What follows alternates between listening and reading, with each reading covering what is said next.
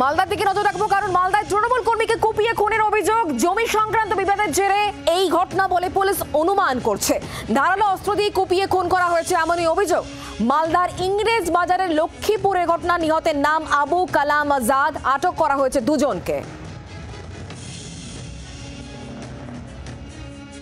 অনেকদিন ধরে ওরা একসঙ্গে বিজনেস করেছে, মধ্যখানে আবার ওদের মধ্যে ছুটাছুটি হয়ে যায়। ও আলাদা বিজনেস করে, ও আলাদা বিজনেস করে। আবুল কালাম আজাদ ও আপনার মিল্কি শান্তি মোড় থেকে এসে এখানে মাইনুল শেখের এরিয়াতে বিজনেস করে, ল্যান্ড কিনে বিক্রি করে। সেটা মাইনুল হক হয়তো নিজেকে মানিয়ে নিতে পারেনি যে আমার এরিয়াতে এসে ও বিজনেস করবে, আমি সেটা করে দিতে পারি না, এক্সেট্রা আরও হয়তো অনেক কিছু হতে পারে। সেই হিসেবে ওকে আজকে গত রাত্রে প্ল্যান মাফিক তাকে ডাকা হয়েছিল। কার দ্বারাই ডাকা হয়েছে সেটা বলতে পারবো না।